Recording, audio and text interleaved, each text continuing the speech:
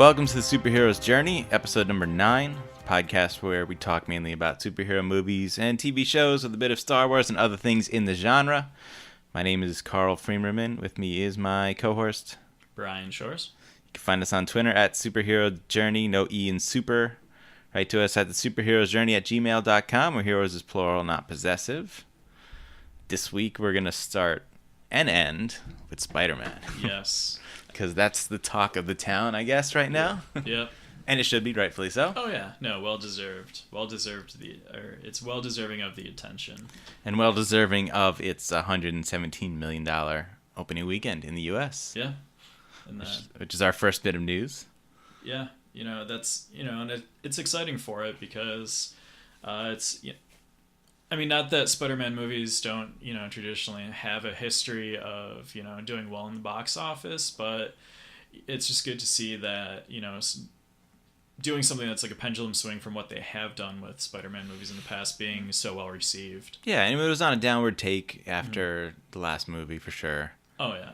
And, I would say steady decline, I think they hit a little upswing with Amazing Spider-Man. I know you see the scale is just completely sloping, but... Well, Spider-Man 3 made a ton of money, even though it wasn't a good movie. No. And that's just how things go sometimes when you have a successful franchise. Like Iron Man 3 was the most successful Iron Man movie, but no one would ever say it's the best Iron Man movie. Oh, no, of course not. But, so Spider-Man also is at $257 million worldwide, which is a very nice number. Oh, yeah. And this opening makes it the third largest opening, this domestically, for an opening weekend behind Beauty and the Beast and Guardians of the Galaxy Volume 2, giving Disney the trifecta for the year. Yeah. Even though this one, I guess, technically is Sony, but... Oh, yeah, you know what? It is completely, spearheaded. Didn't think about that. I actually did read something, though, interestingly enough, about the deal that Marvel has with Sony, where Sony is getting the box office, but everything else... like all the merchandising and all of that stuff, all of that goes to Marvel and Disney. So, I mean, didn't they always retained that, right? Yeah. I imagine? Yeah, but even the specific movie branding stuff. Okay. Yeah, the movie tie-in stuff. So I think that's pretty great. I mean, it's very much like the the famous George Lucas Star Wars deal where Fox is like, who cares about the toys? Yeah, take that part of it. And he's like, okay, fools, I now made more off of Star Wars than you ever will. It's weird how those Star Wars toys were so popular. Those very basic, almost G.I. Joe looking. Yeah, worse than G.I. Joe. Yeah, worse, right? Yeah. Yeah, I think it was just the hype around it. I mean, we obviously weren't around because if you remember all the stories. They weren't even the toys at first. It was a photograph of what the toys would look like, and it said, "In 6 months, you'll get this set." Oh, wow, really? Yeah. I didn't even know. Yeah. So, yeah, I mean, now that you say that, I didn't realize. So it is Disney and then Sony now having the third. Yeah. Fourth, actually, if anyone wants to know, is Wonder Woman. Mm-hmm. So it's Warner Brothers. Yeah. If we look further into the end of the year, I imagine that number one may end up being.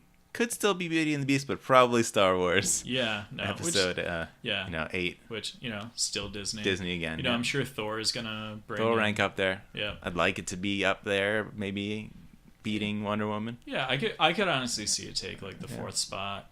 I don't know if it's gonna beat out Spider-Man, especially with coming out November. Yeah, and Justice League will be around there. Justice League could get up there too. Yeah. Yeah, Justice League will probably. I mean. Big draw on those characters, so it'll get up there. It'll be a race between all those movies. Yeah, which I read something somewhat related to this, which I didn't realize this. It's something I just never really looked into, but just on a whim, I looked to see what Kevin Feige had produced before he got into the MCU. Do you know what the first movie he was a producer on was? I know it's one of the crappy Marvel movies, right? It's the first X-Men movie, and he has been he has been a producer on every single Marvel movie since, including all of the Spider-Man movies, every single Marvel Daredevil, property. right? I think I think Ghost Rider, Daredevil maybe. Yeah, no, every single one of those Kevin Feige has had his hand somewhere in. I did look into this once before, And that he was like associate producer on most of these, and obviously probably didn't have a lot to do with any creative control. Probably none at all, actually. Yeah, well, I remember there was because when I was looking into it, there was I read a bit about how some information came out from that Sony hack, where they hacked Amy Pascal's email, and I guess Kevin Feige was giving them input for the Andrew Garfield Spider-Man movies, where he's like, do this, this, and this, and all of it was just like ignored completely. And Amy Pascal was like, "Yeah, we should do, Agent Aunt May and Silver Sable and Black Cat." Yeah. Oh god. And I think it's just great that that history has shown that Sony has learned their lesson to listen to this guy. Yeah, I'm sure it's a tough pill for them to swallow. Like they're like, hey, we gotta just kind of do what these guys are telling us to do because we don't know where to go anymore. Yeah, they're like, we have ideas, but clearly they're not paying off the same way that it is over at the MCU. So, like obviously, like they're gonna do whatever they can to like pin themselves to it. So yeah, and I hope the success makes Fox think twice about giving them Fantastic Four back and working with them, making some sort of deal. I mean, what do you have to lose at this point? Yeah. I mean, you're not going to make money off Fantastic Four. You're just not. You don't know what to do, and you've destroyed the name of it. Yeah. I think I've said this before already, but the only way that I see them making money on that as a movie property is if it goes back to Marvel because of all the buzz that will be behind that. Yeah. Just putting out another Fantastic Four movie without it being attached to that will just have the same effect. Nobody's going to care. Yeah, I don't know. Because I do like the characters and the story of the Fantastic Four. I would like to see them actually be like given like justice, but it's also something that I'm more than willing to just like wait on. Mm-hmm. Oh, you did watch that movie Bob thing, right? With the YouTube channel thing about his way to introduce the Fantastic Four into the MCU. No, I did not do my homework on that. You should have watched. I told you about that a while ago. But if anybody is interested, Movie Bob is his channel. He talks about all that superhero stuff, but all movies in general. Yeah.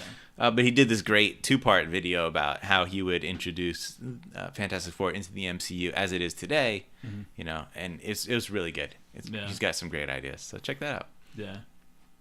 Let's move on to Kevin Feige was asked recently about villains for the next Spider-Man movie. And he said, this is a quote, "We are excited to use characters that you haven't seen before on screen. So that narrows it down a little bit in terms of who will pop up next." He also said, "Spider-Man has an embarrassment of riches when it comes to villains, and there are a lot that haven't been touched upon. It's those what we'll be looking at first." Yeah, and like I was of two minds. Like I hope that what he means is like you're not going to see the characters that we've seen in previous movies. So you're not going to see Electro, and thank God not the Green Goblin, because they've done that to death. Probably no Rhino. No, or Sandman. Sandman, right. Or Venom. Anybody else? Venom, yeah. We know Venom's not going to happen. Yeah. Well, we know it's going to happen, just not in not the part MCU. of the MCU. Which I honestly think is fine. Like, I know people love Venom and all. Yeah, he's a fine villain and all, but Spider-Man's got like Feige said, an embarrassment of riches and villains. As far as rogues galleries go, I mean, he's right behind Batman. There's really none other better out there. So it's fine. Like, just pick one of these other interesting characters. I mean, Kraven, of course, comes to mind as a great villain. Kraven's my number one, and I think there's something that could be said where they could do something really great where they do Kraven and the Chameleon. Mm-hmm. Because like the Chameleon was the first Spider-Man villain, and he's also Kraven's brother. So okay, like I didn't know that. Oh yeah, no. That's cool. Yeah, we could do that. Yeah, so I mean, I think there's something really cool that they could do with that, where they could do a slow burn with the Chameleon, where it's like you find out that it's the Chameleon at the very end of the movie. Like the main focus is like Kraven, and then it turns out that like, maybe he's been impersonating Captain America or Tony Stark the whole time and, driving Peter in the wrong direction. I think that could be really cool. And then you have this whole reveal that it's Kraven teaming up with his brother. And I'm sure Marvel, if they do that, they're going to do something way better than what I just came up with. But Yeah. A Mysterio's another good possibility. yeah, Mysterio could be super fun. Yeah. Who else we got? I mean, Morbius is kind of a hero, but Yeah, I think as an intro, he could be a somewhat villainous. That'd be kind of strange to do, but you could do something like that. yeah, but but then, and I know you would like that because then you could do like a crossover with Doctor Strange or have him cameo. Yeah, right.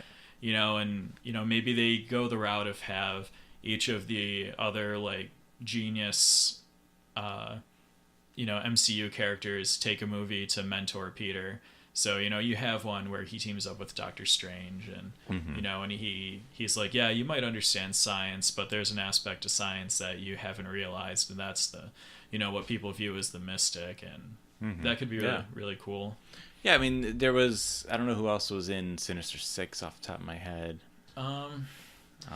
You also had the Superior Foes of Spider-Man comic not too long ago that had a bunch of good villains in there. Yeah. I mean, my idea was to bring in the Beetle, the new Ant-Man. Beetle, for Ant-Man, and have him cross over in the next Spider-Man movie and have Beetle be in that as a villain, or however you want to do that. Yeah. And that would be interesting. Yeah, I'd be into that. They did lay some groundwork in this movie a little for the Enforcers, because the spoilers-ish, the first Shocker in the movie was actually a character called Montana, who was a part of the Enforcers, they were just a very early group of Spider-Man villains that were very much just like just Dick Tracy style mobsters. That was kind of cool. There's something I think they could do some fun with, but now that they've introduced them as other characters, I don't know if they're going to go that route. But there's a lot of really cool classic Spider-Man stuff that they could do. And let's not forget, they could bring in Kane. Kane? Yep. Wait, who's Kane? I was referencing the Clone Saga. Kane is like an imperfect, like scarred clone of Peter Parker before Jekyll did Ben Reilly. Okay. Oh, there's that Alistair Smythe. Yeah. Right? Yeah, with the Spider Slayers and... Yeah, all that stuff. So there's a lot of ways you could go with this. Yeah. Hobgoblin. Yeah, right. Hobgoblin. Carrion, who is like a living corpse that could just like kill things with a touch. Tarantula.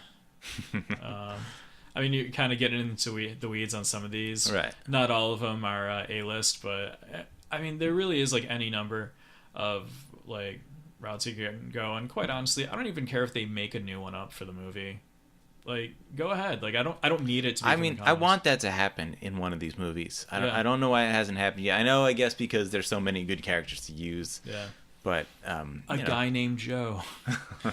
There was actually a Spider-Man villain called a guy named Joe. Wow. It's a dude who was just in a green and orange costume. It was so just bland looking. It was ridiculous. Yeah. But if Marvel shows us anything, they can take minor villains and make them interesting in some way. And they're not necessarily the best or most amazing villains. But I mean, in this movie, we haven't talked about the movie yet, but I mean, Vulture was really great. Yeah. And I don't think anybody would have said Vulture was like an amazing villain that they wanted to see. No, he was a classic villain, but I don't think he's an amazing one. I mean, he was the second Spider-Man villain after Chameleon.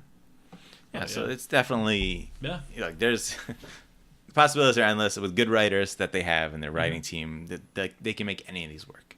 Yeah. I mean, I'm sure they're gonna hit they're eventually going to hit like the Pixar area because for the longest time like Pixar was like unstoppable. It's like every movie they put out was amazing, and then it just hit a point where people were like, yeah, we know Pixar is really good and it's still really good, but it's not as exciting, and like I think Marvel was actually getting a little toward that, but I think Spider-Man Homecoming is kind of reinvigorating it. So yeah, I guess around like Thor 2 type, like right there. Yeah. They sort of had like a lull of like, well, we're not sure what we're gonna do, but then it came back already with Winter Soldier being so amazing. Oh yeah. And Guardians of the Galaxy, so like they're they're not in any trouble. No. And they have so many characters they can still use. So, we have Black Panther, which looks great coming up. Yeah. Captain Marvel looks good too. Well, we don't know too much about it, but the basic ideas coming out of it that should be interesting. Yeah. So let's see. We'll go on to Robert Downey Jr. Right. Yep.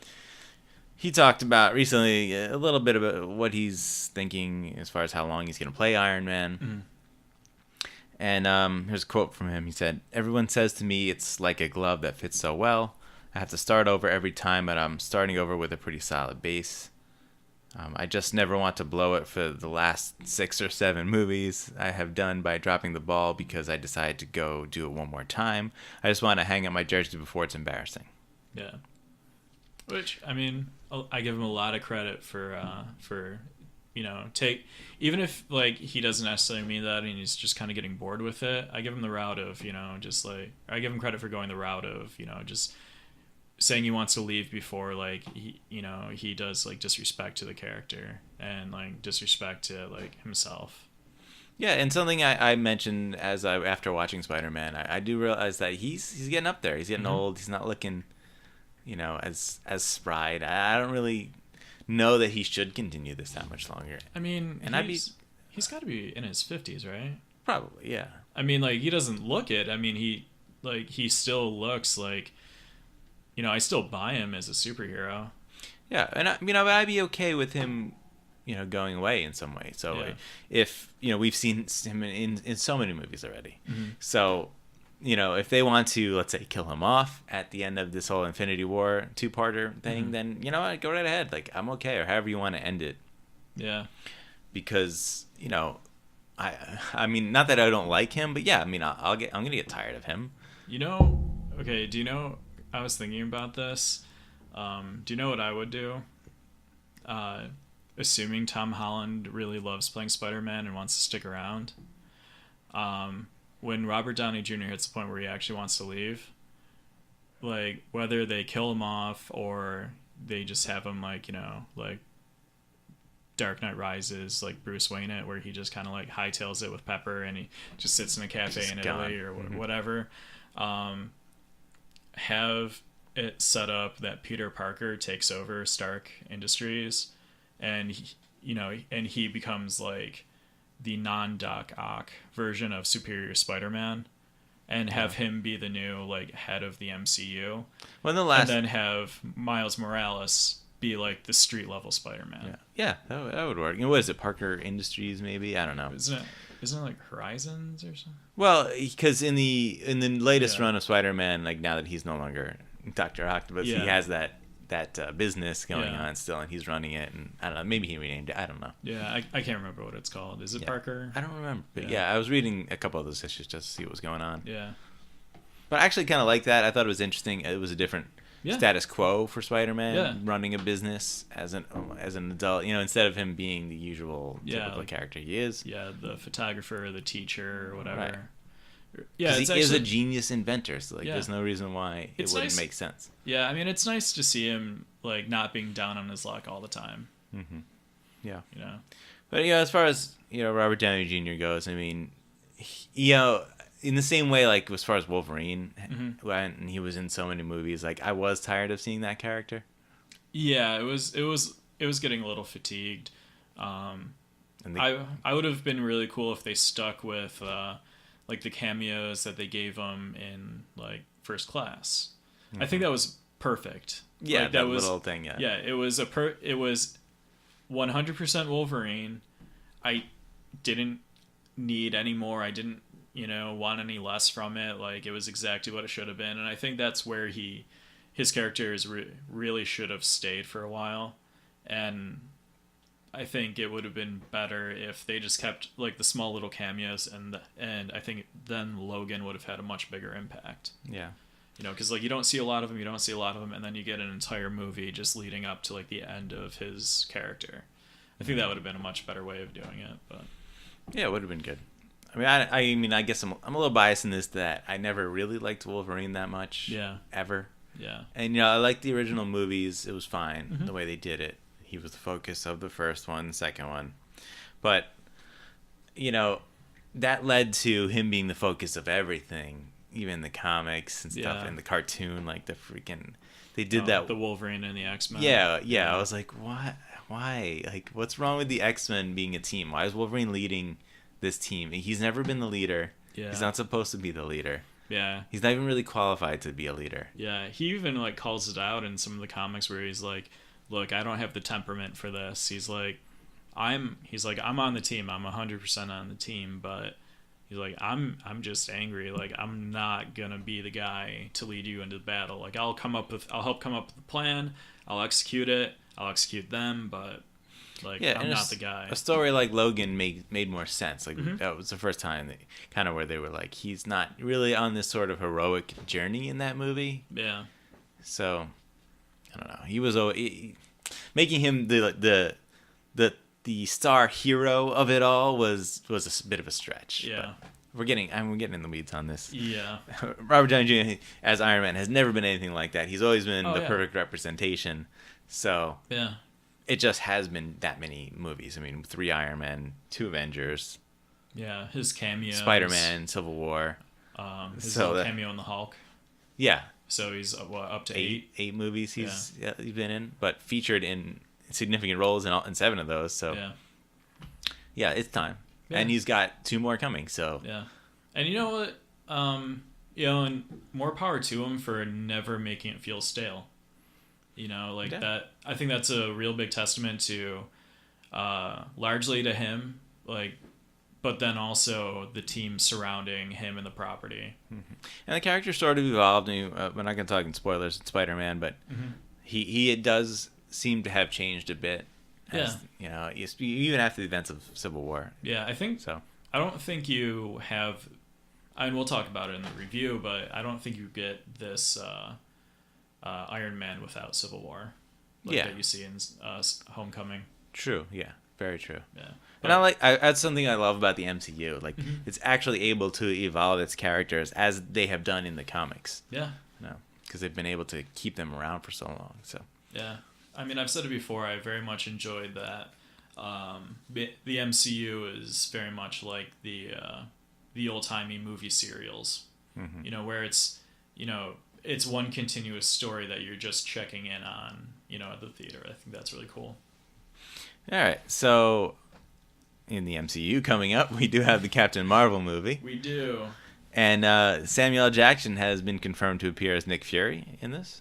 Yeah, and that's gonna be a lot of fun. Yeah, I mean, I think he's a character that would make sense. Mm-hmm. Captain Marvel, her character, Carol Danvers, is in the military. Yeah. Nick Fury is SHIELD agent, and there's that group. I don't know if they're going to go the route of the organization SWORD. Yeah, that's where they were kind of taking the show, right? SHIELD. Maybe. Definitely possible. Yeah. So it would be interesting if they introduce that concept there, but then actually do it in the movie. But the SWORD is like sort of the interplanetary version of SHIELD. Yeah, which would very nicely tie into Infinity War. Yeah, and do the thing that I want them to do and just bring all of the properties together. They could have Nick Fury be a part of that, even starting that up or running that organization, because he has distanced himself from SHIELD, but maybe he decides I'm going to do something bigger, grander. But who knows? His role could be even small and not that important in there. But we'll see where it goes. Yeah, like he's just her obnoxious roommate. Like she's like, Nick, did you use all the milk again? He's like, yeah, I left the carton in there so I know to buy more milk. She's like, Nick, you can't do this. And it just turns into like a sitcom. A sitcom. Speaking of sitcoms, this is one of the scenarios where I don't encourage Marvel to let me write their properties. Yeah. Sorry, speaking of sitcoms. Yeah, right. There's a sitcom called Fresh Off the Boat. Yeah. And the lead actor, Randall Park, is been cast to play supposedly a SHIELD agent named Jimmy Woo in the Ant-Man sequel. Which, didn't he for a while, like, wasn't he very briefly Ant-Man in the comic? That I don't know. I mean, like, maybe for like an issue or two and then he got killed or something. Yeah, I don't really know. I briefly looked into this character. He originated in some comic like a long time ago. Yeah. 50s or 60s or something like that. And then he was like an FBI else, agent of some sort, and then eventually became part of SHIELD. Yeah. So who knows? But involving SHIELD, of course, in all of these makes sense. That's been a through line through all this stuff early on, and I guess maybe now it's coming back, they can do it again. Yeah. Well, we don't really know where Shield sort of stands at this point now that the Avengers are sort of protecting the world. I mean, I guess they're not the replacement, but the Shield has lost favor, and then they're sort of coming back. But the movies, they don't really talk about Agents of Shield. Mm-hmm. You know, the organization's actually back, and they work for the government now, officially again. But movies, you know, we'll see. Maybe they're gonna reintroduce that. Maybe we will get the Coulson, you know, being alive reveal in the movies. This is what I would like to see them do, because now you have Captain America. You know, he's out of Shield. He's out of the Avengers. He's kind of on his own, and Shield, like, now I think it like unofficially exists, but it's still operating. It's rebuilding. Like, that would be the perfect time for Captain America to go find Coulson or like meet Coulson, and then work with him to create whatever the new character he's gonna be, or the new persona he's gonna be. You know, whether it's Nomad or the Captain or whatever it is. You know, like, because now they're both kind of unofficially still like operating. I think, you know, I think that would be a better route. I'm curious to think if they have the time to do that in any of these movies, though. Like, if we were to get, let's say, another Captain America movie, I could see that happening. Mm-hmm. But, like, when it comes to an Avengers movie, are we really going to stop for them to be like, hey, Agent Coulson's still alive? Why? I don't know. Let's explain that. Like, it's really... I think it's actually at the point, and I'm sure it would annoy, like, some people, but... And I don't even know if Chris Evans would be into this, but I think I would like to see it just as, with not really knowing beyond what you've told me about where Agents of S.H.I.E.L.D. is at, just have like a quick like one-off thing where you have Captain America at like the S.H.I.E.L.D. headquarters, and you see the very end of him having a conversation with Coulson and then just leaving, and just have it just be like, okay, well, clearly something happened over the summer break where he knows he's around, and, you know, maybe he just has a comment of like, oh yeah, by the way, I like your shield thing. We're kind of get one of those, you know, just like one of those like one-off comments, and have that just be like, okay, well, now they know, so now we can just bring that into the movie. And Chris Evans gets paid for working for like 2 hours on a Monday. Well, instead of doing it at all in the movies, then do an episode of S.H.I.E.L.D. with Chris Evans. I mean, if you could get that, I mean, it'd be awesome. It's one of those things where, like, I really do wonder, like, if he would be up for it or opposed to it. Because, you know, for somebody who clearly loves the role, like, you'd think, like, he'd be totally cool with just showing up for a day and just doing something. Yeah, I don't know how that stuff works contractually, because you think they would have done it more. I mean, they had Samuel L. Jackson show up in, like, one scene in an episode of S.H.I.E.L.D. I thought they had two, like one at the beginning of the first season, one at the end of the first maybe season. There was another one, yeah. Well, because then they also had Jamie Alexander as Sif. Now she was in the whole episode, pretty much. Yeah, you know, so that worked out. But then she's also kind of a smaller ancillary character. Even for however much I like Jamie Alexander and her character of Sif, and she did a whole nother TV show now. Yeah, it's like she is on TV. So I don't know how all that works, but there must be a reason why they haven't been able to do it with some of these other characters. Yeah, but you know, Chris Evans as Captain America would be the perfect one to come in. If they could do that. Yeah, I don't know. I just think it'd be really cool. Like, you know, they have something where, like, you know, you have the team like in a shootout or something, and Coulson puts up like his holographic shield or whatever, which is something cool because like Captain America had that in the comics when he was like U.S. agent or something. Yeah. You know, and like he just kind of comes out of a shadow, and like the shooting stops. He comes out of a shadow, and he's like, oh, you know, just like one of those like, oh, I didn't recognize who it was, you know, and he like, you know, has like, you know, his team just be like, yeah, stand down, guys, and it's like his new Howling Commandos or something, and then he just says something to Coulson of like, you know, just like, where'd you get that shield? And he's like, or, you know, like, aren't you supposed to be dead or something like that, you know, and just do a fun episode like that. Dear Hollywood. Dear Hollywood. All right, so what else we got? You had stuff there about Luke Cage, right? Oh, yeah. Season 2 got some casting. Yeah. Two actors playing two characters, neither of which we have heard of. Yeah, there's Mustafa Shakir, and Gabrielle Dennis playing John McIver and Tilda Johnson, respectively. The John McIver character, he's described as a charismatic natural leader with a mission focused on Harlem and vengeance. So it sounds like he's going to be teaming up with the characters, the villains from the previous movie, against Luke Cage, because Previous season. What's that? He said movie. Oh, season, yeah. Dude, they all blend together. Wait. Oh yeah. What's her name is still around? Mariah's still around, yeah. Right? And Shades, yeah. Yeah, both of whom are coming back. Yeah. And then you have the Tilda Johnson character, who is a holistic doctor with a past that comes back to haunt her. So not a whole lot that was said about them. And as somebody who's not the biggest fan of Luke Cage, the comics, I don't really know if these are characters that are coming back or if they were created for the show. But it could be interesting because Rosario Dawson is coming back as Claire Temple. And, maybe this Tilda Johnson is going to be somewhat of like a foil for her, whether it's like as a love triangle coming between her and Luke Cage, or something professionally, or somewhere to butt heads.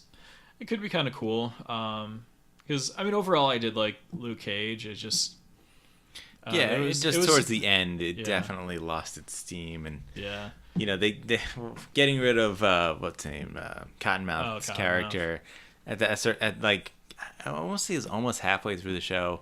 Mm-hmm. I didn't understand that move. Yeah, he was by far the better actor and the better character. Yeah, and they just kind of, I don't know if they were doing it as like a shake-up where they're like, yeah, we're just going to keep you on your toes. You're not going to expect this coming. But yeah, I don't. Even the way it happened kind of pretty quickly and out of nowhere. Yeah. So, I don't know. But there's potential for that show. I'm still going to watch it. I'm still going to enjoy it. Yeah.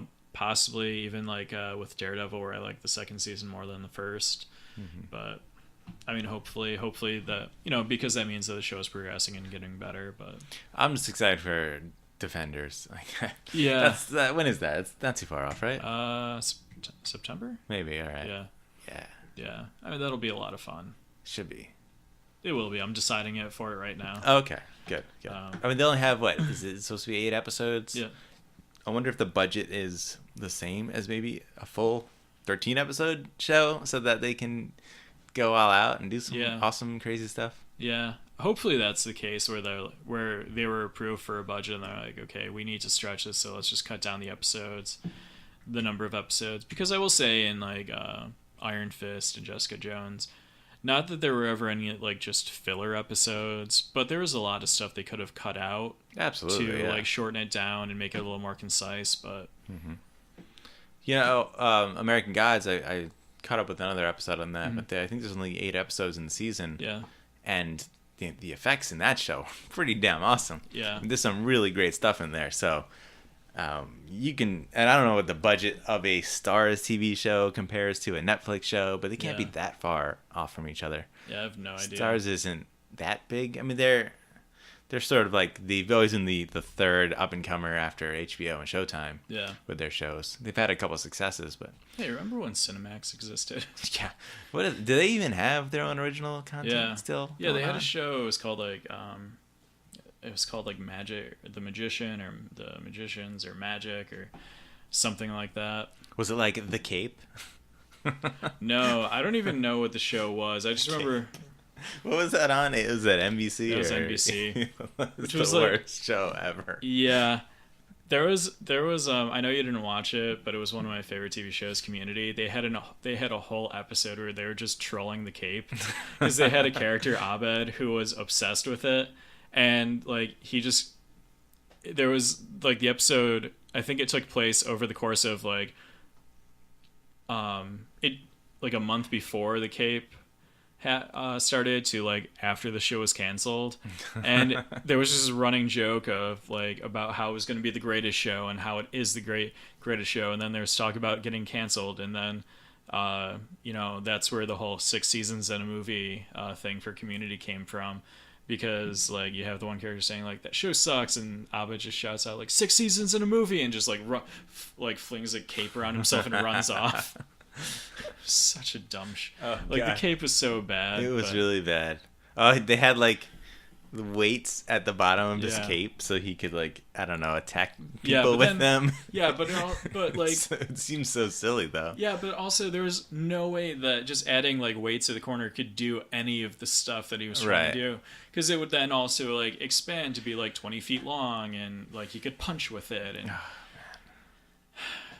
it's like the worst thing that you can do out of a Batman type character. Mm-hmm. Just as bad as it can be.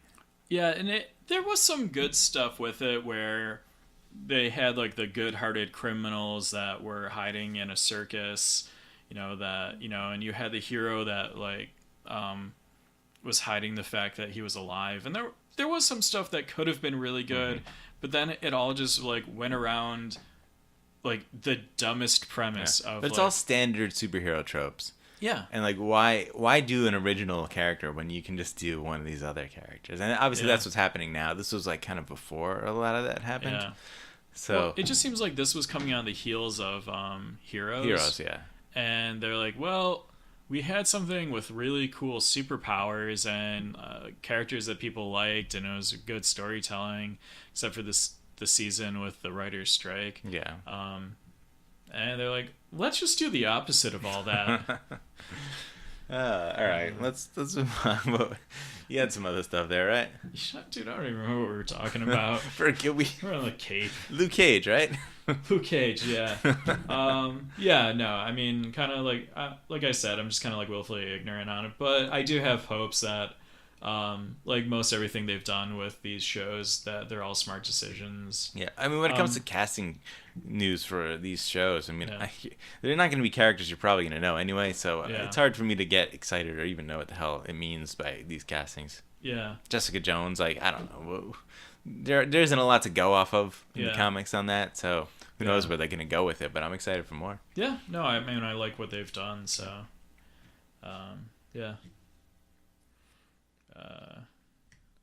Let's see. What else do you got? Or am I keep going? Yeah, keep going with your stuff there, and then we'll go on to got some DC stuff. Okay. So just finish up the Marvel-y stuff that I have. Let's do that. Let's see. We'll keep them separate this time. No intermingling. No okay. Intermingling. It's just like a bunch of like little stuff where like I don't remember if we talked about this, but like Nerdist is reported that there's rumors that X-Men Dark Phoenix will take place on Genosha. I didn't hear that. Oh, yeah. Yeah, I think it came out actually like a week ago, but then I just reread the article earlier today, which could be cool.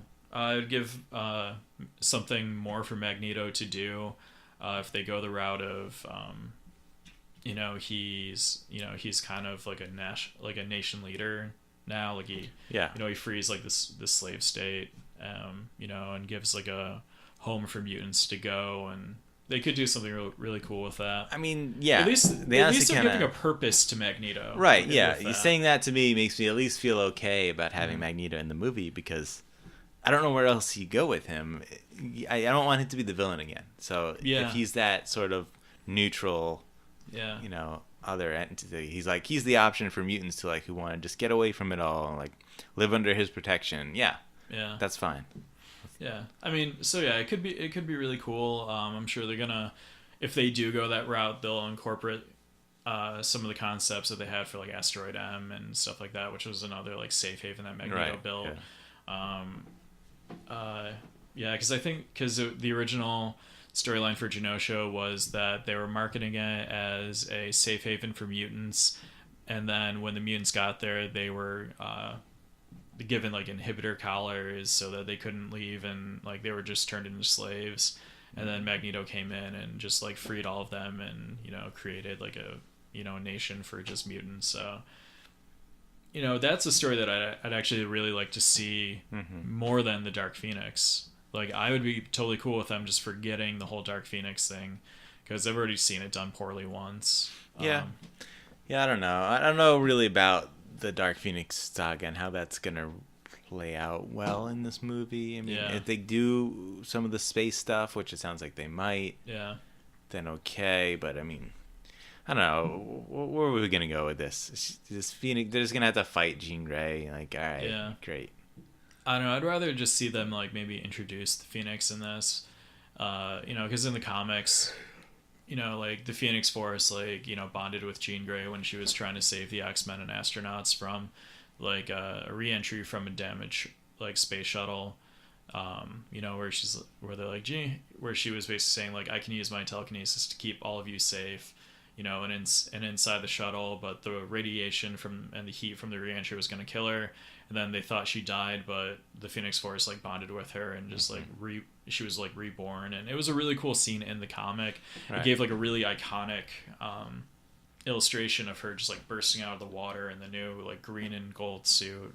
It was really awesome. Yeah. But and I suppose I don't know if they're gonna. I don't think they're gonna be able to do that with the same impact. I mean, they could do it in a certain way, but it wouldn't be the same. Yeah. Because she already has the Phoenix Force, it seems. Yeah, which is dumb. Like, just don't have it just be part of her power. Just let it be what it was in the comic, where like the Phoenix Force like bonded with her. Like, unless they want to do a flashback explanation to where it came from, because in the last movie we don't really know much about her and where she came from. Yeah. So maybe they could do something like that. Yeah, maybe I don't know. They do something like, okay, I'm off the top of my heading right now. Got no ideas. All right. No, I got it. So you have aliens from like the Shi'ar or maybe the Brood coming to Earth to abduct people to take them into slavery. So they're abducting a whole bunch of, like people, and you get like the Summers family, and and then you also have like the like Jean Grey and a bunch of kids and a bunch of other random people, and the Summers family, their father, Corsair, but I forget his Earth name. Yeah, I don't know. He leads them like in a revolt like right before they leave like Earth or like the proximity to Earth where like their lower atmosphere, and they and like some of them still get taken in the main ship, but like an escape pod or something breaks off, and Scott and Alex and Jean Grey and a bunch of other like kids are in there, and a bunch of other people, and they're coming back to Earth, but it's damaged, and her power awakens, and she uses that to keep them like in the shuttle, and the Phoenix Force like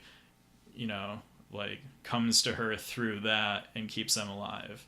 And then they come crashing to Earth, and they go and like Scott hits his head and gets brain damage and forgets that, and he can't control his powers, and and then they go the one way, and then Jean Grey and everyone else goes their other way, and then they all come back. That's how they'll do it.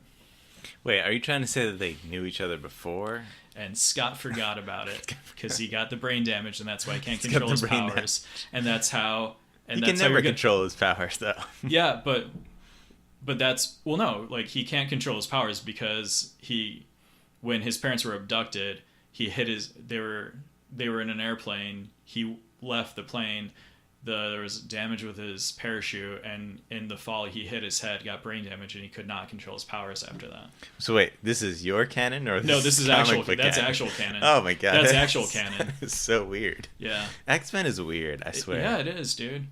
I'm combining actual canon with what they could do in the movie to make it make sense. Let's go full on crazy. Yeah. I mean, okay, and this is before, right? So Alex is dead already, so... And that's also going to introduce the star... Havoc? Havoc, yeah. Yeah, he's already dead. Yeah. But this is before that, so I guess it's fine. That. All right. Yeah. So, like right there, you're explaining the Phoenix Force is a cosmic entity that bonded with Jean Grey. You're introducing the concept of where the Starjammers came from and the Shi'ar. Yeah. You're explaining why, you're giving backstory to why Scott can't control his abilities. is just bringing everything all together. Fox, hire me. That was Hey, that came up. I came up with that right here. You heard it. as a first draft, yeah, I mean that could work. Yeah. Just get your writers in there and do a second Yeah. touch up on that. Yeah. Yeah, that could work. Yeah, just give me a writer's room. We'll flesh it out, and we'll make it good. Yeah. I'll be your new Kevin Feige for X-Men. We'll be the team. Yeah. We'll replace. Yeah, it's Yeah. fine. We could do that. Yeah. Just like, well, just as long as you guys don't mind that we take a couple hours a week to podcast, we won't tell any spoilers, but except for the ones we come up on the podcast for that are going to be better than. Like if they're going to be paying us, I mean, I don't know if we keep doing this. No, why not? We could. We could. It's But, fun. Yeah, it certainly is. We'll finally get that audience that we're seeking. But we definitely would because they'd be expecting us to spoil crap. Yeah, and we'll just come up with fake spoilers Every time. every time. We'll just be like, oh yeah, by the way, Mojo. But one of them will be real. Yeah, and they just won't know which one. Yeah. All right, come on, Fox. It's quite the fantasy. Yeah. Yeah, Fox, put us in control, and then we'll just sell Fantastic Four over to Marvel. Yeah, Fox, what do you have to lose? We're gonna make you a ton of money. Yeah. Okay. I mean, like we're gonna buy a lot of tickets for this movie you're gonna let us make. All right. Did you have anything else there? You did, right? Yeah. Well, just the other. It's a small Marvel-related thing. Well, actually, two. I don't know. I figure we'll hold off on the other one, the less fortunate one, maybe toward the end, unless you want to discuss that now. It's up to you. Well, I'll say just really quick. Jeremy Renner. He injured both of his arms doing a stunt for Infinity War. This is not the less fortunate one that I was referencing. I mean, this is sad. I really like Jeremy Renner. I like Hawkeye. Yeah, he'll be fine. Yeah, he'll be fine. But yeah, I guess he caused some damage to his right elbow and his left wrist. I don't know if it's gonna be. Yeah, he broke both, but yeah. Whatever. But yeah, I mean, dedication. Yeah, right? it's dedication. That's what I like to see out of my superheroes. Exactly. Yeah. But yeah, hopefully he has a speedy recovery, and the dedication he showed to the role will get Marvel to be like, okay, you're gonna get your own Netflix show now. Yeah, I'm all for it. Yeah, I like this Hawkeye. I want to see more of him. Yeah, just give him, because he's kind of like the most famous character that isn't fleshed out like at all. He'd be another good choice to show up in Spider-Man. Yeah, I'd be into that. Just have him be like his Shield, or Avengers point man or something. Yeah, that'd be really cool. Yeah. And then so the very last Marvel related thing that I have is a very not happy thing. What a way to put it. Thank you. No, and I don't mean any disrespect with the awkward of phrasing that, but Joan Lee, Stanley's wife of just under 70 years, somebody who, if you ever heard Stanley discuss her, there's no doubt that she was truly like his other half, and the love of his life. She did die, or she has passed away this past week at the age of 93. Mm-hmm. Yeah, I mean that's a good long life. Yeah, no, she definitely had a long life, a good life. By all accounts, a very happy one. I highly recommend that anyone listening check out. I'm not going to do it justice, but Stan tells a very beautiful story of like how they met. It was at a Paley Fest interview between him and Joe Quesada. It's on YouTube. I think Marvel released it just under Remembering Joan Lee. Where recently, I guess. Yeah, we could probably put that on Twitter. Yeah, on our Twitter account. Yeah, we'll tweet out the link for it. It's just this incredibly just a really sweet story of how he was somebody was trying to set him up with someone, and he went someplace and he never ended up meeting this girl because he saw Joan instead, and it's it is Stan Lee, so you can only trust maybe 70% that it's 100% true, but all positivity in the world to him and his family for going through this, and wish him, the strength to get through it, because I can't imagine, losing someone that is, just been your partner for 70 years. Yeah, and he's very old himself, so hopefully he can go on for a good amount of time, as long as he can without her. Yeah, it'll be tough.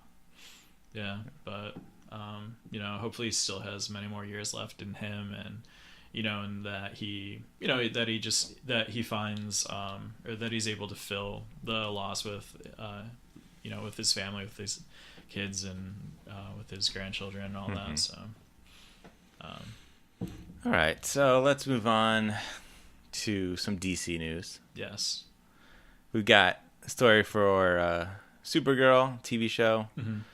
Erica Durance, who played Supergirl in Smallville. She did not. She played Lois Lane. Lois Lane, not Supergirl. Yeah. Who played Supergirl? Laura Vandervoort. Yeah, that one. Sorry.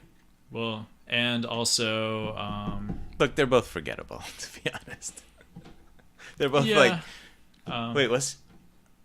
You know what? Yeah, okay. And Laura Vandervoort was actually the second Supergirl on the show. They had two? Yeah. What's her name? Mockingbird. Adrian Plicky. Oh, yeah? She played in, I think it was the third season of Smallville, she played someone who was brainwashed into thinking that she was Kara Zor-El. Oh, okay. Well, anyway, I screwed that up. But it's fine, because she's playing Kara's mother. I was really hoping you'd realize. She's playing Supergirl. Laura Zor-El. Yeah. In Supergirl, and she's replacing what was the actress's name? Laura Benatti. Yeah, which is really odd, an odd decision. I mean, there was a quote. I mean, basically they were saying that she had some other commitment, she can't do the show anymore. But I don't understand why even bother. Like, is that character really that important? That we haven't even seen that character, I think, too much, especially in the second season. Yeah, because I think there was a whole. The thing that's, I think, the strangest thing about it was that what was her name from the first season, the Kryptonian, like Kara's aunt. The twin sister of her mother. Yeah, she's supposed to be her identical twin. They had the same right. She was Laura Benatti. Yeah. So now the identical twin is supposed to look completely different from... Well, did that character die? I feel like that character died. Okay, but she still existed. Well, yeah. Well, they're replacing, obviously, both of those characters. Well, only one of them's still around. Yeah, but what I mean is, like, you're supposed to now accept the fact that this one character, who was a pivotal character for an entire season... is now the identical twin of somebody who looks nothing like her. When I first read it, I thought, okay, she's going to play a younger version of that character. I mean, they're about the same age. Yeah, they're not too far from age, but... Because Erica Durance, I think, is 40, right? I don't even know, but that was my first thought, because she's not going to look like her, obviously. You're going to know it's a different character if you're watching the show, but... If they play it off as this is some sort of flashback, maybe tied to the new villain Rain, and the creation of that character, maybe they do that in a flashback setting, and then you can sort of believe that there's a different actress playing her, and it won't make too much of a difference. Now, they try to throw her in as the hologram of her mother in the present day. That's going to be really jarring. And honestly, that's immediately where my mind went to, is that's what they were going to try and do, because I really hope that they don't do a thing where it's like, oh yeah, she was also in the Phantom Zone. Sorry, kid. I've just been like hanging around the universe, but I figured I'd come say hi. Just bumming around the Phantom Zone. Yeah. Decided to pop out and say hi. Yeah, I really hope they don't go the route of something like that. That would be kind of terrible. I mean, I trust them because last season was really good. Yeah. And I think I honestly think it will relate to the creation of Rain, the main villain. So. Yeah, I kind of said it before we start recording. I really hope they don't go the route of Rain is now her sister. It's something I could really see him do. It's kind of like a TV trope thing, and and then you have this whole thing where Kara's like, "How am I supposed to fight her, Alex? She's my sister. It's like if I had to fight you." And then Alex is like, "No, We grew up together. Yeah, right. You just found out she existed and she's trying to kill you. It is not like that. Yeah, maybe they won't do like the actual. Maybe she'll be the sort of like Spiritual sister. like the mother created this character, Yeah. or this using genetic manipulation, they created this super being, and that's how they have a sort of like sisterly bond, but not really. Obviously, they won't. But maybe they'll throw that. I could definitely see them throwing that in there, like just a little bit, in some way. So. As long as they don't do it in an awful, ham-fisted way. Yeah, which, like you said, they really took an upswing with season 2, so I have a lot of faith in what they're gonna do.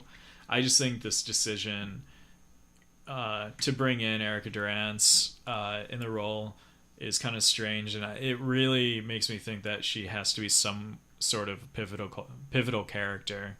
Mm-hmm. Otherwise, they're probably not going to cast somebody as recognizable. Yeah, I mean, why bother to do this if there wasn't some importance? They must have written this to matter in the season. Yeah. And that's why they had to recast. Yeah. You think, though, that they would try and get, like, all the clearances first before they even, really, like, broke that part of the story. Maybe they were just arrogant and they thought, like, nah, none of these people have anything better to do. Like, who's seen Laura Benetti in anything in the last 5 years? We put her on the map. She owes us.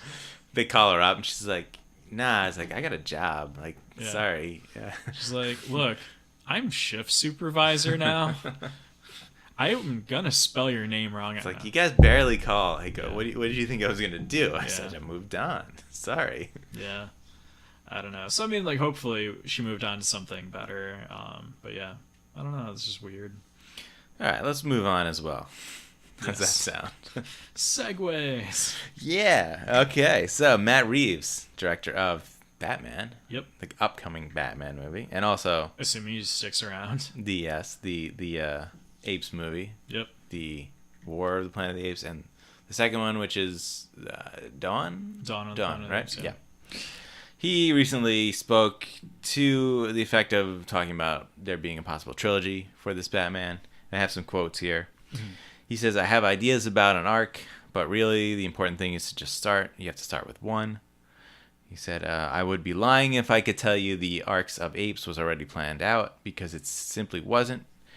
It's one of those things where the character was so potent and the possibility was embedded from the beginning, but exactly how you've got from A to Z is not something that existed. So, I mean, him saying that in regards to possibly doing a trilogy for Batman, I mean, I don't know, that doesn't sound so great to me, because I mean, the Apes movies, I mean, they've all gotten great reviews, right? The third one's not out yet, but it has great reviews so far. I didn't like the second one that much. I didn't get through it. Yeah, I thought it was really generic, and as far as there was cool stuff to see in it, and visuals, but like most of the characters, especially the human characters, weren't interesting, and it really showed that they didn't know where they were going to take that movie. Yeah. After the first one, and the first one I thought was an excellent movie, and I'm hoping the third one pays off. But why even bother acknowledging that you might do a trilogy for Batman if you have no ideas for it yet? Especially when you don't even know if like Ben Affleck is going to want to stick around. Yeah, I mean, is he gonna? Right? If Justice League is a disaster, which we're hoping it's not anymore. There's positivity behind that now. With Joss Whedon. I have a feeling it's still going to be a little rough, but it's going to be better than it was going to be. In the Batman movie, like if both of those turn out great, then I could see Ben Affleck wanting to continue. But if neither of them do, or only one of them is, I don't know. Yeah. How much do you really want to do? And honestly, like, I know people love Batman. Like, I don't personally love Batman that much. And I don't need 3 more Batman movies. I just don't care. Yeah, I love the world around Batman, but Batman himself, I'm not that into. And especially, I had to say, this Batman. Because at the point he's at already, like, I don't want more of that. I don't want 3 movies of that. If you said you were going to start from, early years of Batman being a crime fighter, not like origin, forget origin, but like early when he starts to let's say take on Robin and Batgirl comes in. Okay, can we just say something really quick to your comment about origins? Yeah. Okay. Don't make any more origin stories. This is the origin story. The superhero loses a parent or 2, gets powers, gets a suit, sucks with her powers, gets better with her powers, beats the bad guy. That's all you need for the origin story. Just plug in whatever the hero's name into that, and you're good. Don't do any more origin stories. We don't need that. That's generally how they go. Yeah, I mean that's like Spider-Man. We don't need that. Right. Like Batman. We don't need that. Superman. We don't need that. Doctor Strange. Maybe. But there are some that you see. You say that, but you can't ignore some origins. Like Captain Marvel. I mean, like nobody knows that character. But at the same time, how awesome would that be if, like, in the first movie, she shows up, she's already been Captain Marvel for like 2 years, and she's already in the swing of it. Yeah, but how do you explain? Because it's difficult with the MCU because how do you explain where she's been if she's already been doing this for a while? She's been like in space fighting the Kree. Oh, okay, in space. And then she comes back. That's. And then she's like, yeah, I was. Like I was in space, I was working with the Nova Corps, and I decided to come back. I ran into these 5 a-holes. One of them was from Earth, made me feel a little homesick, so I came back. That's all you gotta do. DC, like, Shazam's probably gotta have an origin. Yeah, I mean, we don't see Billy Batson lose his parents. He kind of starts out as an orphan, but... Yeah, same thing. No parents gets powers, gets suit. Yeah. I mean, all these origins they have a lot of similarities. Yeah. But there are some characters. Loses parents, gets powers, gets suit. Beats the bad guy. Yeah, right. But like Green Lantern. He definitely doesn't need an origin. No, because loses parents, gets powers, gets suit, beats the bad guy. That's the origin. It's true. It really is. His dad dies. Come on, like it's just the superhero origin. Like, who isn't like that? Iron Man. He's the same.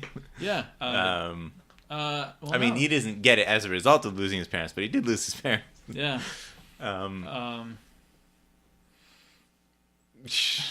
Yeah. Captain America. His parents aren't around. Yeah, you don't really know much about. Okay, so yeah, Captain America, he might be an exception. He was also kind of around before, really, the big superhero boom, where they all, kind of. Took that form, but so yeah, maybe Captain America. Thor. He doesn't have that at all. Yeah. Yeah. Yeah. Okay. No, I'll give you that. Yeah, Thor. Thor is totally different. Captain America, like his parents aren't around, so he does sort of have that like no parents thing. Yeah. So. Thor, who is basically like the universe. The universe is like douchey rich kid. He's like, I guess. Yeah. Right. Yeah. He's like. Because like he spent so much time like tossing around the hammer, being like, "Do you know who my father is?" Driving around in the convertible. True. So yeah. So we got 2 out of how many? Like Aquaman. He loses his parents, gets raised by the lighthouse keeper, single father, born with his powers. Later, he gets a suit and beats the bad guy. I mean, yeah, it's true, and it is what it is. You know? I don't necessarily want no origin stories. I just want less origin stories. Yeah, or maybe go the route of I think Batman Begins is a great example of how to do an origin story, where it's kind of all tied together, where the present is causing reflections on the past and how we got there. I think that's that was a really good way to tell it. I think they could do Captain Marvel that way.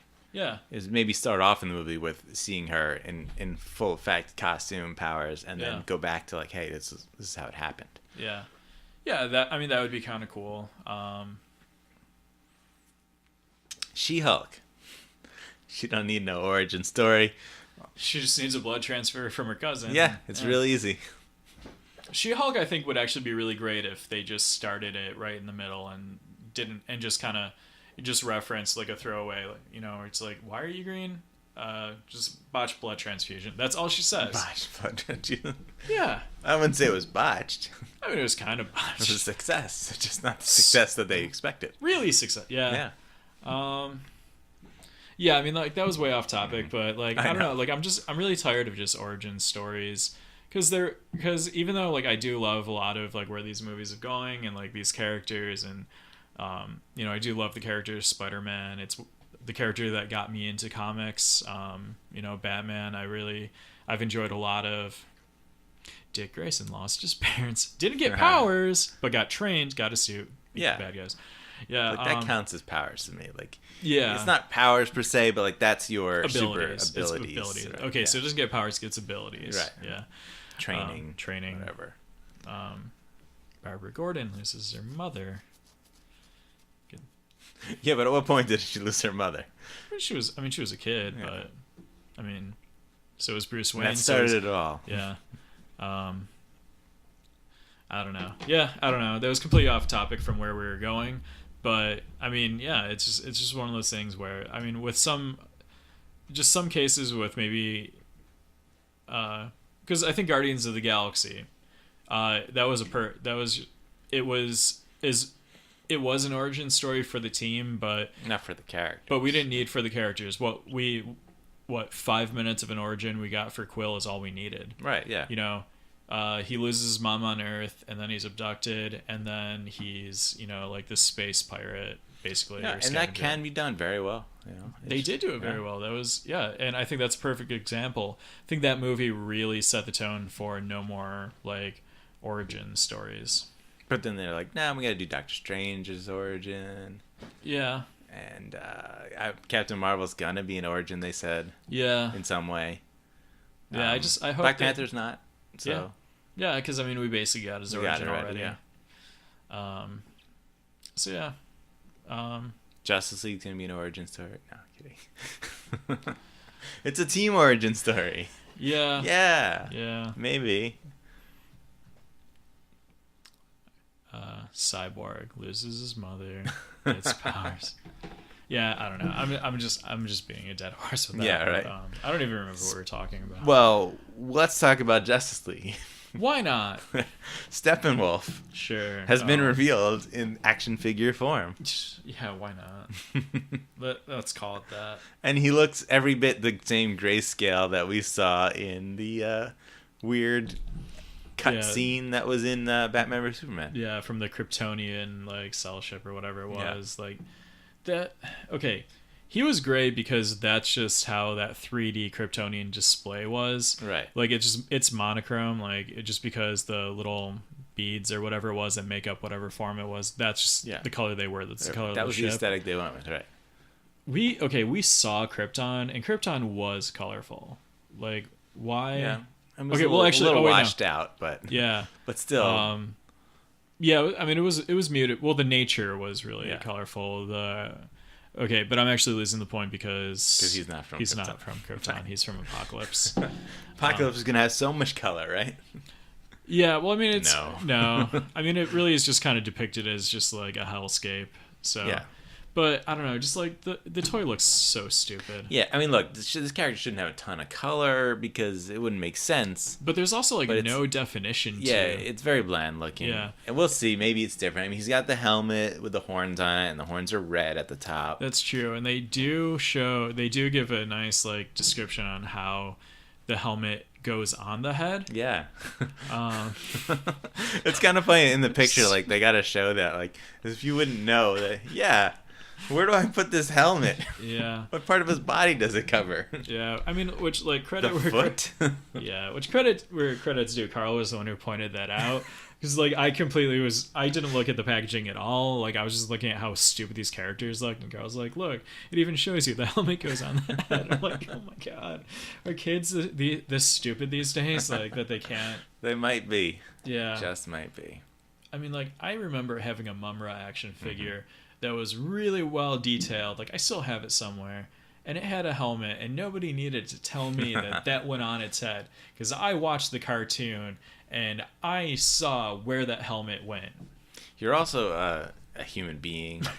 You know, you have a head. I'm familiar with the concept of hats. Yeah, headwear in general. You know? God. Like, I had a bicycle. Like, I wore a helmet. Like... But yeah, I don't know. I mean, it doesn't look monster. Like his face. There's looks, nothing intimidating about it. Yeah, I mean his face looks like demonic almost, right? He's got red eyes and he's got like sort of like barely red eyes, pointy like chin. Yeah. Chin horns, I guess. Yeah, I guess. Call it. Also, looks nothing like Steppenwolf that we saw, even with a helmet. Looks nothing like the Steppenwolf that we saw in Batman vs Superman. Yeah, other than the color, the grayscale. The color, yeah. Of course, the whole body is this Yeah. grayscale-y, armory look. Yeah. So I don't know. I don't have any hopes for this villain. So he can only impress me because my expectations are so low for this. Oh yeah, no, I not only do I not expect anything good from it, I expect it to be bad. Yeah. So like, yeah, no, I'm 100% like Ares bad. Yeah. Yeah. Like I mean, like I don't think. Well, I think Ares. There were things about Ares that I didn't hate. So, but so far everything about this I do not like. So yeah, I don't know. It's like it literally could only go up. It could stay what I expect, or it could go up because I could not have lower expectations. I wonder. Do you think we're gonna see this villain in the next trailer, like at Comic-Con or something? Maybe. I mean, just go ahead and do it. Because, to be honest, not showing us Ares and Wonder Woman did nothing. Because once we actually saw it, we're like, oh, that was garbage. Yeah. So that was really lackluster. So maybe, you just do it. Just show it at this point. Yeah. I mean, because honestly, I want to know who they're fighting. Going into a movie, like, unless the villain is, like, a total secret, which Ares wasn't a secret. We knew he existed. I mean, yeah, the movie tried to make you believe that he didn't exist at all. Yeah. But come on, like who believed that? Well, especially because we knew who was playing Ares, and we knew Right. Yeah. like that's one of those things. I mean, if you're not like us and you're not totally paying attention to all that stuff, you could see maybe that's why they did it. But yeah, well, that's one of the things like where I think the smart move is if you want to do a big reveal where in the movie where you want it just be like, okay, this is Ares. You did not see it coming. Don't list the guy in the credits as Ares. Well, they hid that. They really did try. No, like he's on IMDb. He's listed as the guy / Ares. People write that in, so I can go on IMDb and type that in and say, hey, and then they confirm it. But I don't think the studio can stop that once that gets out there. Yeah. So it's not really their fault per se, but the villain isn't usually a surprise in these things. Like if you look at superheroes movies in general, you know who the villain is. Yeah. You always know. The surprise got to be something else. Like Spider-Man has a surprise in it. Yeah. That we're not gonna mention. Yeah. We'll do that later in our spoiler review. But the Vulture going into that movie, seeing him in the trailers, you're like, that looks awesome. He looks kind of badass, and I wanna see how that plays out and where he. His wings shouldn't look like a quadcopter. Well, I was okay with that. Well, I wasn't, Carl. Anyway. The eventual look they gave him I liked. Yes. All right. Hated the earlier one. Whatever. But yeah. In the weeds. In the weeds of villains. Yeah. Do you have anything else that you wanted to say before we go into our talk about Spider-Man Homecoming? I'm just excited about Spider-Man non-spoiler review. Yeah, really the only DC thing that I had was they gave up. What? They canceled all their movies. They canceled all their movies. No, there's a rumor that's been floating around multiple places that the Green Lantern reboot is finally finding a director, which is Rupert Wyatt. All right. Who he directed Rise of the Planet of the Apes, the first one, the good one. The one that I love. Yeah. It's such a great movie. Yeah, despite it having James Franco, like it's a really good movie. James Franco, depending on the role, Mm-hmm. he can really work, and I thought that was a role where he fit really well. Yeah, no, I really loved what they did with that movie, where they like grounded it in family. I really like John Lithgow. I thought that was great. The relationship that they had with Caesar was really great. There was just so many powerful moments in that movie of emotion. Yeah, it wasn't some ridiculous action fest. You got some cool action in it at times, and in the end, but it didn't need to be that. And I'm getting on to why like I don't like the Dawn of the Planet of the Apes, but like these movies always, the core concept of these Apes movies was always some sort of political or societal idea that they talk about, they play on, or like it's some moral dilemma of some sort. It's not supposed to just be about, oh, it's this action movie with apes that you know that's not enough. It's not enough for me to see apes with guns fighting tanks. Like, that, I don't know, who cares? Yeah, I don't know, because you're right. Like, because I think because it's based off Planet of the Apes was originally a French novel, written by, I forget the guy's name, but it's the same guy who wrote The Bridge Over the River Kwai, I think. Where it really was just like an allegory for like World War II and stuff like that. So I was never into that. The original movies I watched and I liked for what they were, but no, like I mean I agree with everything that you said. Where I don't know, it was just an incredibly well done movie. So I have a lot of faith in giving the reins to this guy. Incidentally, he was also signed on to direct the Gambit movie before that fell through. Oh, okay. Okay. And be all for this guy taking over Green Lantern. You know, I mean, it sounds like they're actually putting like some certified talent like behind this movie, and that's not to take away from because the last Green Lantern movie, which for all intents and purposes, if you look at the creative, the actors, and all that, it should have worked. Yeah. I mean, you have Ryan Reynolds, like Blake Lively, Tim Robbins, Mark Strong. Mark Strong, yeah. Like, these are all incredibly talented actors. And this is not a slight. I'd put like Blake Lively at like the bottom of that scale, even though. Yeah, I mean, they didn't really give her a whole lot to do, but I believed her in the role of Carol Ferris. Yeah, she's fine. It's just that movie it had its failings, but as somebody who loves Green Lantern, I still love the movie. It just felt like that movie was stuck in an older era of superhero movies. Yeah. And if it had come out in the, like, I don't know, if they late 90s, early 2000. If they came out like right after like Batman Forever, I think it would have fit in that area, for sure. The era, but I think also that movie would have been awesome then, but I think what they really missed the mark on in that movie was it should have been just a really fun movie, which for everyone listening, like I know I say like I think fun is like the mark that I want all superhero movies to be. Like I don't need it to be like dramatic or thought provoking. I need it to be like a good time. For the most part, yeah. I mean, there's always a drama in these movies. Yeah. And it should provoke thought in certain ways, you know. Yeah. But yeah, for the most part, they're action adventure movies. I mean.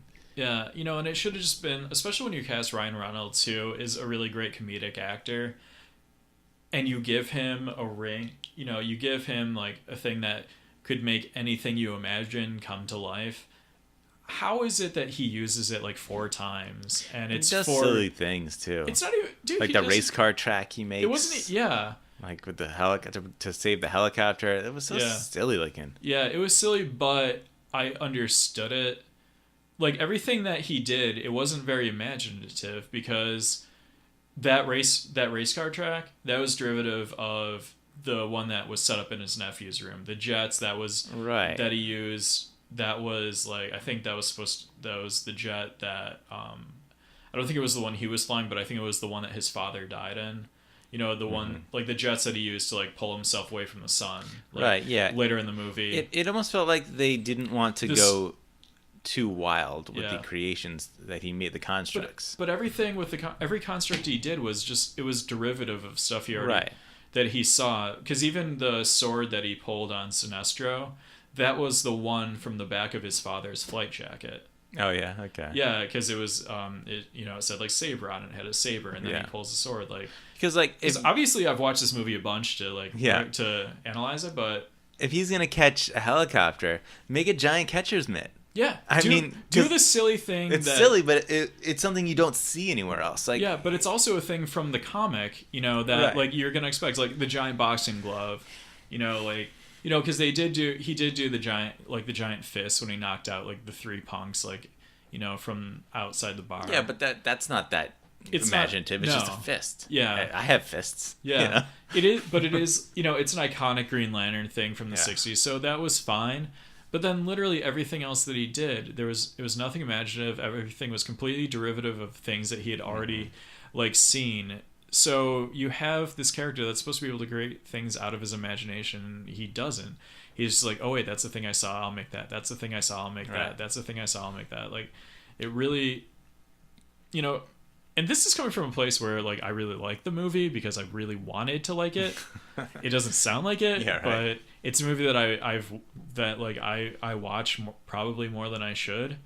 And most of it I just watch it for unhealthy obsession with it. yeah. Well, it's stuff that I watch it for, like the scenes on Oa, because those were great. Like Yeah, the one training scene was Yeah. like the best scene in the movie. yeah, that was incredible. Yeah. I wanted the whole movie to be that. Yeah, I mean, look, there's hope for this movie in Yeah. the future with this director as a possibility is nice. Yeah. And look, we've done 2 Guardians of the Galaxy movies now. Yeah. Copy stuff that they've done there because Yeah. Green Lantern is that. You Yeah. know? There's always a team. There's always more than one Green Lantern. They're always Yeah. in space. All these wild different aliens and creatures and planets. Like, that's what you do. Yeah. You don't go to Earth. Yeah. Don't. Maybe if you're on Earth, you're there like momentarily. You don't stay on Earth for any part of the important part of the plot. Just Yeah. don't. Yeah, because I think they're still saying that they plan on this being a buddy cop movie with Hal Jordan and Jon Stewart, which I think they're kind of missing the mark. I think I would have rather see them go the route. I mean, I've said it many times. I'd rather have them go the route of Guy Gardner, because I just want to see that because we haven't seen Yeah, that I mean, depiction Guy of- and Jon Stewart would work. I want to see Guy and an alien. Yeah. Like, maybe not like Gnort. I don't even know which one that is. Yeah. It's G''Nort. Yeah.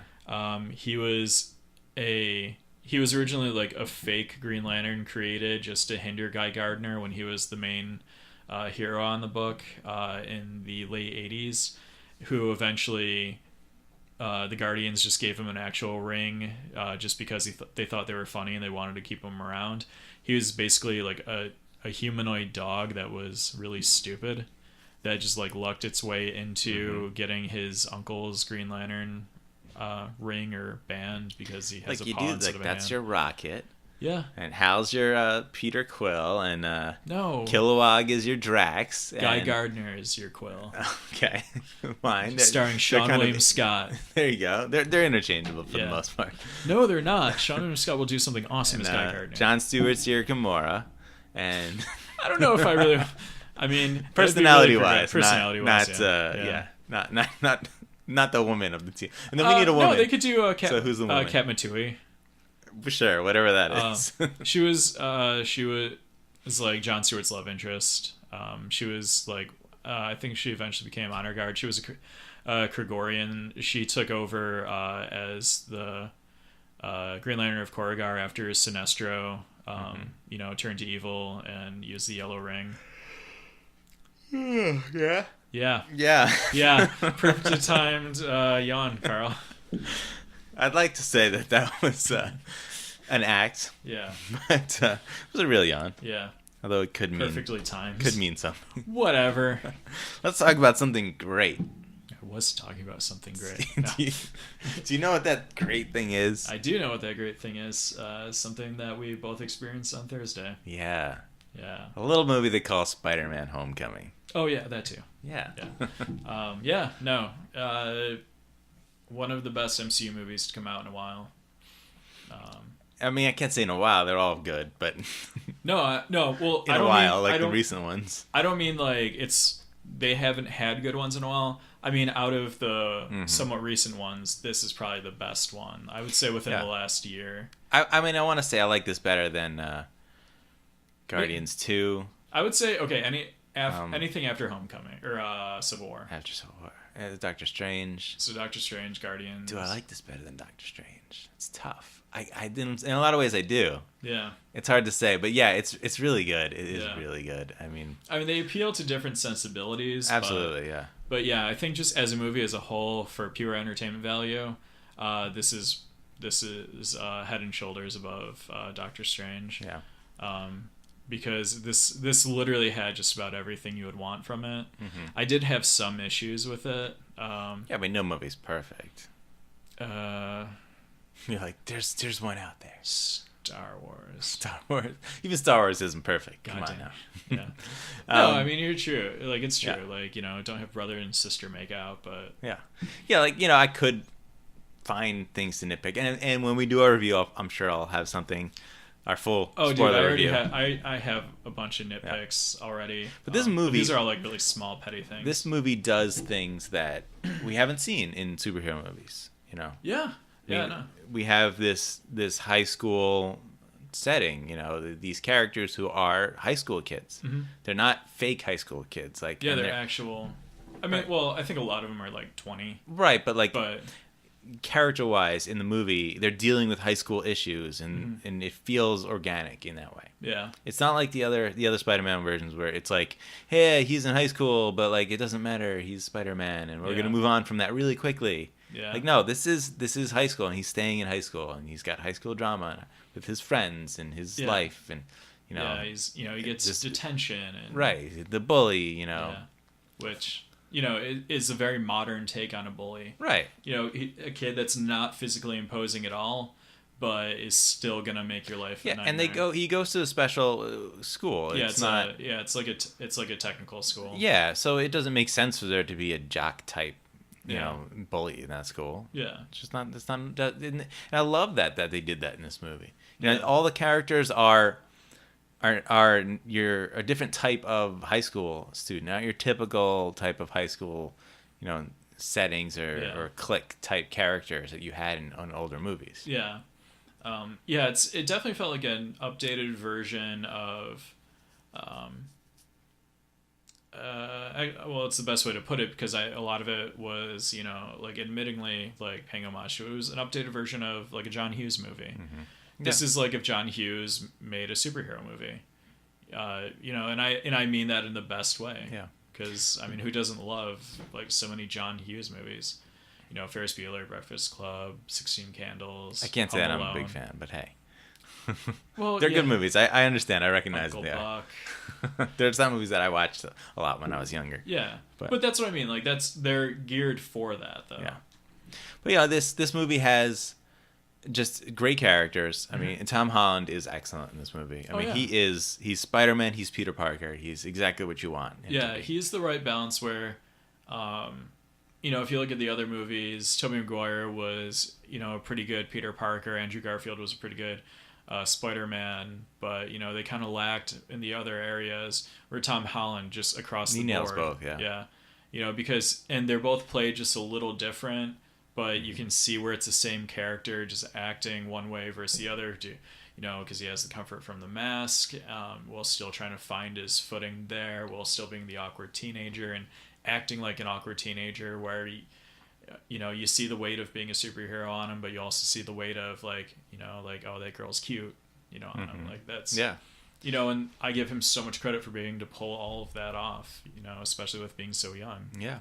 And his friend Ned, that character, I mean, it's great to see Spider-Man have like a legit friend that Yeah. like seems like he is his best friend, and Yeah. and they just hang out and they would just do things together. I mean, we never really, when he in the first movie, him and Harry, like, I don't know, they just their friendship seemed odd to me. It didn't feel organic. It very much felt like they were friends out of necessity, Right. where like they were both outcast for various reasons. So like they bonded over that rather than like, actually like being, having things in common and actually having like personal interest in each other. Why was Harry an outcast? He's the rich kid. Because he was the rich kid going to like a public school where it was like kind of like more of like a lower class. Yeah, but they'd still be like, oh, he's got money, I want to be friends with him. Well, People do that. yeah, but also I think it was more so like, the mentality of like, oh, he probably thinks he's better than us, stuff like that. Because I think they also had the line in the first movie where he got kicked out of all the other private schools. Right, yeah. So, he also was kind of a tool. Yeah. Yeah, but like I'm saying, it's not. It didn't feel as good as this relationship with Ned. And yeah, no, it definitely was yeah, like no, like you're yeah, like I don't want to like steal your thought, but like with Ned, it was very much you can tell that he cared about Peter. Like he was excited for Peter. Like you could tell that they were each other's like when something exciting happened, they were the first one that they like called or text like, you know. yeah. Mm-hmm.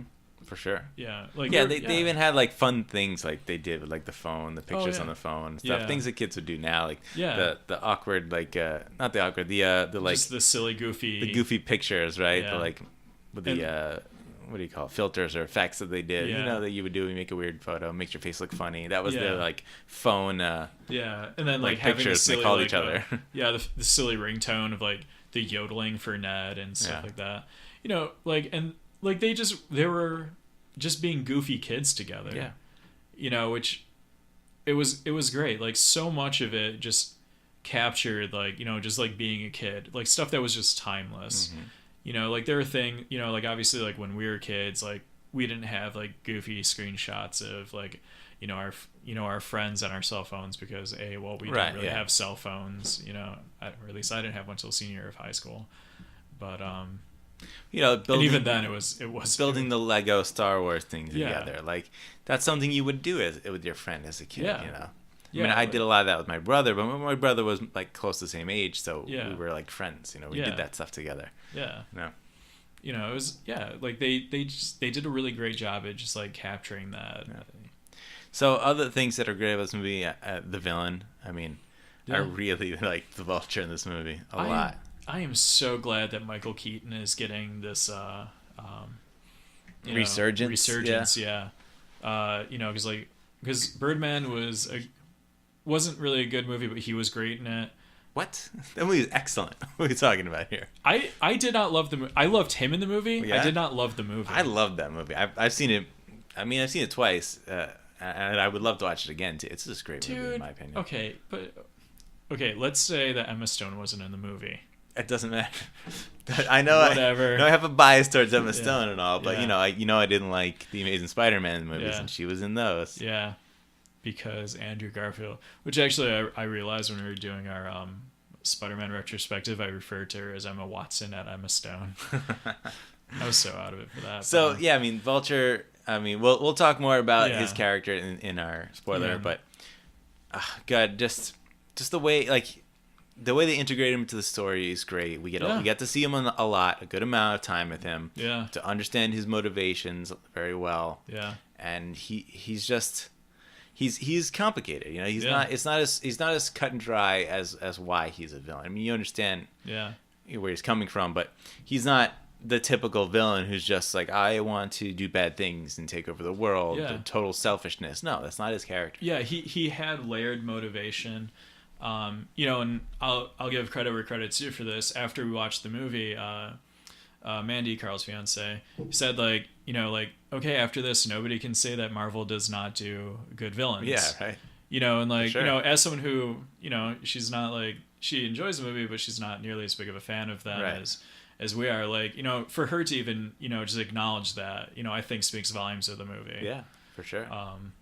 You know, and I agree 100%. Like, I think he is the most successful or successfully executed Marvel villain, you know, since maybe Loki. Yeah, I mean, we both really liked Ego. Yeah. I mean, I put Vulture above that. I mean, he's just really good, really. And good. also, like, I mean, a lot of it is colored from it just being like still fresh and we're still excited about the movie. But I don't think my opinion on that's changing. I put him like tied maybe with Doc Ock, you know, from Spider-Man 2. Yeah. And I mean, you guys know how much we love Doc Ock from Spider-Man 2. Look, I'm gonna say right now, and this is my favorite Spider-Man movie. Out of all the ones we've seen, this is number one for me now. Yeah, I would tie it with Spider-Man 2 for different reasons, but I mean, this movie, so it's like Spider-Man 2 has that one thing that we talked about that really bothered me, was the whole like, I lose my powers, I'm impotent now because I just don't believe in myself thing. It was like so contrived and stupid. Which they did do you know, again, and we'll elaborate on the spoiler-filled breakout. but they very much did do something, the journey of, him finding a reason to believe in himself in this, and they executed that so much better than they did in exactly. Spider-Man 2. So yeah, like I said, there for different reasons I like the movies equally, but So I also want to say the integration into the MCU I thought was handled very well. Loved it.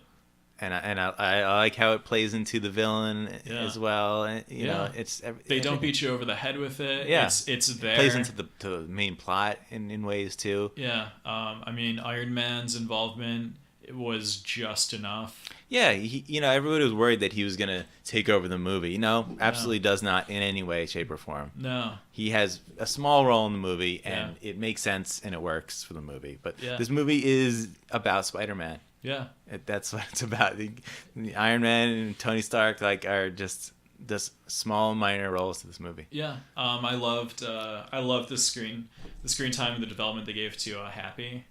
Yeah, Happy actually has a significant role in the, not huge, but no, but I mean it's surprisingly it's not, he's it's not big, good but amount it's of times. significant. Yeah, like it's there's weight to it. It has purpose, and I love almost the turn that it takes, like toward the end, because there's a comment.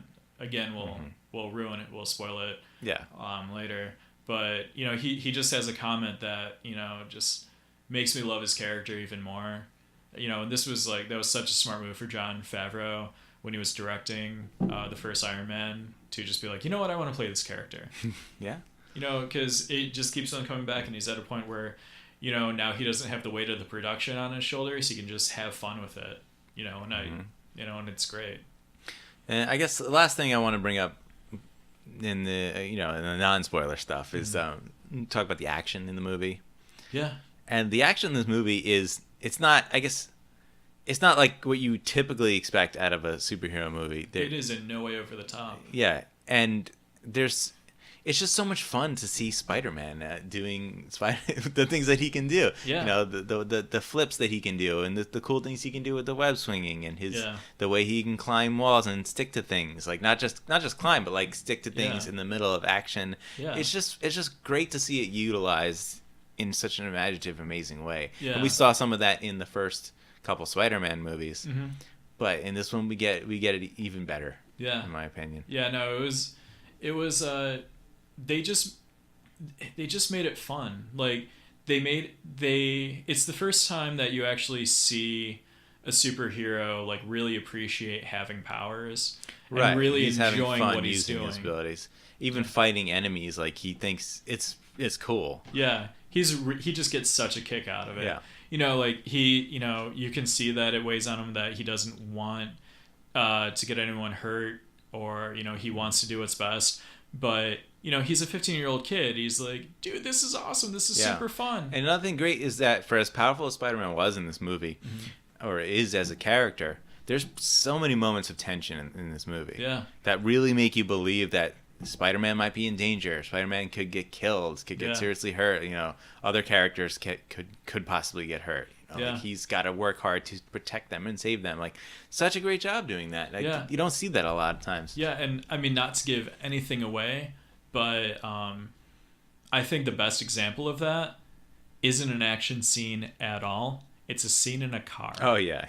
That is the perfect example of where Spider-Man could easily just tear this guy apart, and he's completely menaced. He feels completely trapped and confined, and there's nothing he can do, and it's one of the best scenes in the whole movie. And it's just 3 people in a car.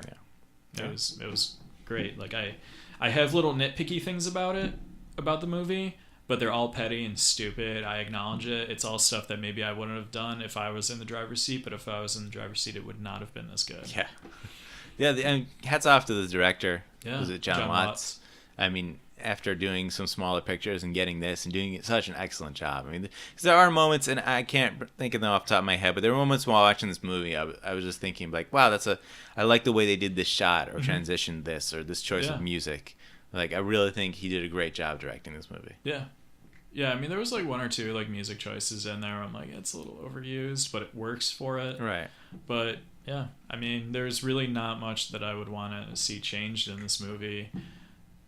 You know, like I'm proud of Sony for making the decision that they did to hand over the creative control to Kevin Feige to kind of like steer the ship on this one to get it to where it was. And, you know, I'm excited for what's going to happen with it going forward because we still have 2 more Spider-Man movies with Tom Holland ahead of us. Yeah. And that's before any kind of contract negotiation.